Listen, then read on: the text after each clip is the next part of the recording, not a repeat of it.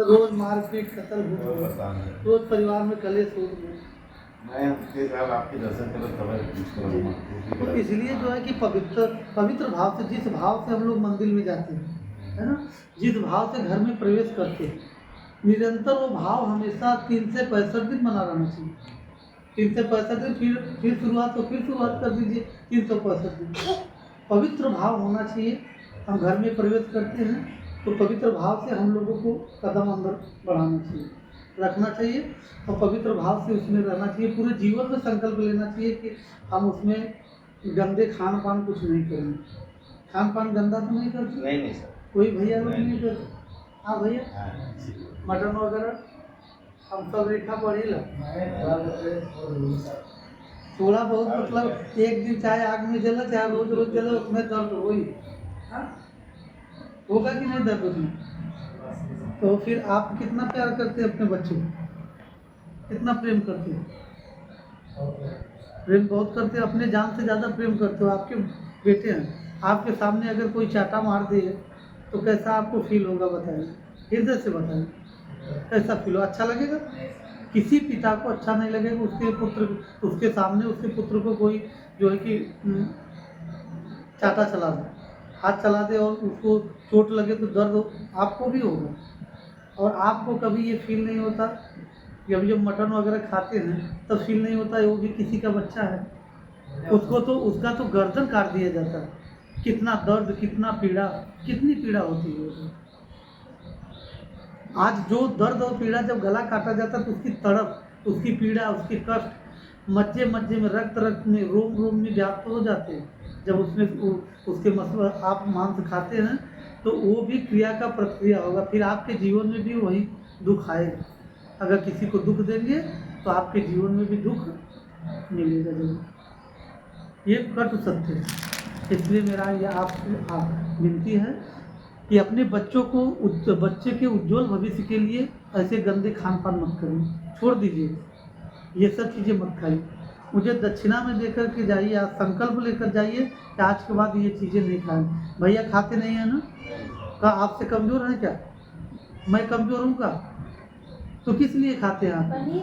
अपने स्वाद के लिए किसी का हत्या कर देते हैं, करवा देते हैं। निश्चित है कि अगर आप लोग भूत प्रेत चुड़ैल चांडाल अगर कोई हो, अगर हैं कोई शक्ति, तो आप लोग भूत प्रेत अपने घर में उत्पन्न करेंगे, किसी आत्मा को कष्ट देंगे जिसकी अकाल मृत्यु होगी, जिसे शास्त्रों में भी आता है कि भाई अकाल मृत्यु मतलब आग से जलकर मर जाए, पानी में डूबकर मर जाए, इसकी डेथ से मर जाए। जिसकी अकाल मृत्यु से क्या बनता है?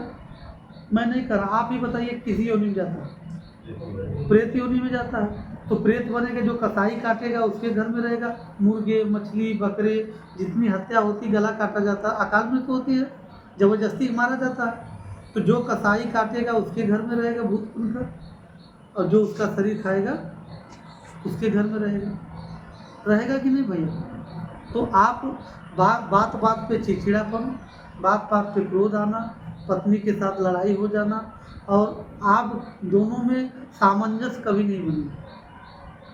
बात बात पे क्रोधित होंगे, बात बात पे जैसा भोजन, जैसा खाएंगे अन्न वैसा बनेगा मन, जैसा पीजिए पानी वैसे बनेगी वाणी। इसलिए सात्विक भोजन होना चाहिए, तो सात्विक विचार भी होंगे।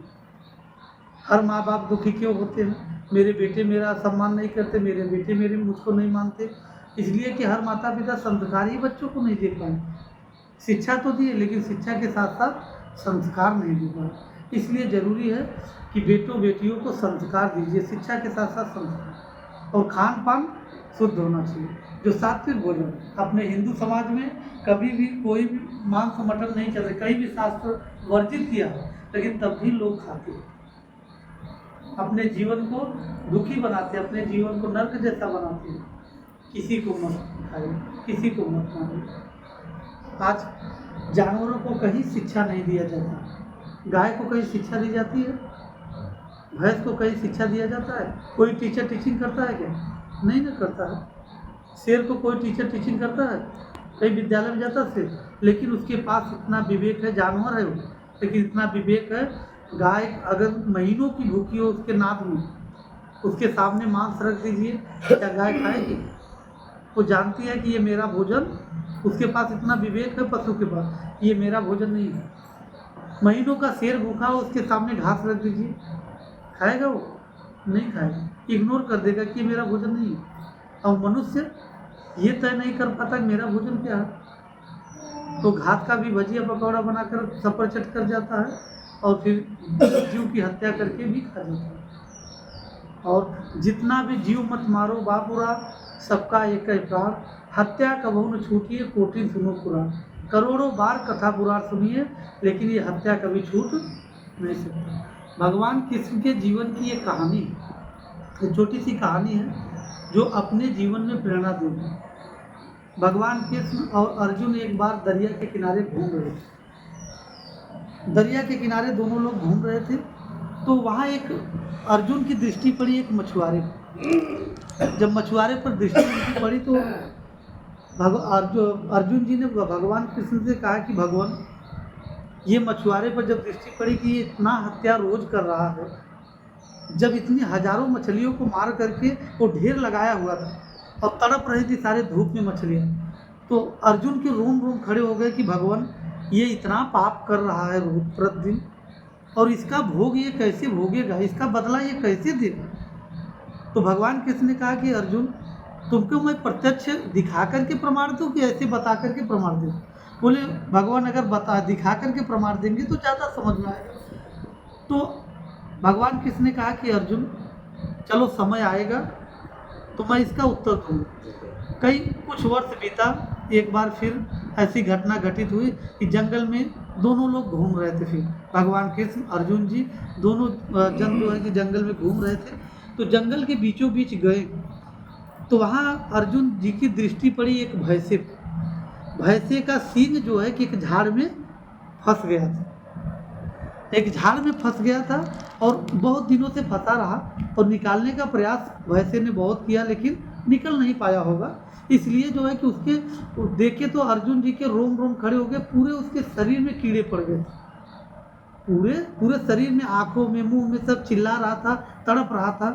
तो अर्जुन ने कहा कि हे भगवान, इस भैंसे को देख रहे हैं कितने कष्ट में है, कितनी पीड़ा में है, ये कैसा भोग इसको दंड मिल रहा है। तो भगवान कृष्ण ने कहा कि अर्जुन, कुछ वर्ष पहले तुमने मुझसे एक प्रश्न किया था दरिया के किनारे, तो अर्जुन को याद नहीं आ रहा था, याद करते करते उनको याद आ गया कि हाँ भगवान, बोले मछुआरे का तुमने एक प्रश्न किया था, तो उनको याद आया अर्जुन जी को, हाँ भगवान मैंने तो एक प्रश्न किया था। बोले कि ये भैंसे को देख रहे हो, ये जब मछुआरा, जब उसकी मृत्यु हुई तो ये भैंसे योनि में आया, ये भैंसा बना, और उसके बाद ये जितने भी कीड़े देख रहे हो ये सारी मछलियां हैं, मछलियाँ जीव है। ये मछली की योनि से जब मर करके तो ये कीड़े की योनि में आई है, तो ये अपना बदला ले रहे हैं, तो बदला तो देना पड़ेगा। अब काट दीजिए थोड़ा थोड़ा। एक भजन जो है कि हम आप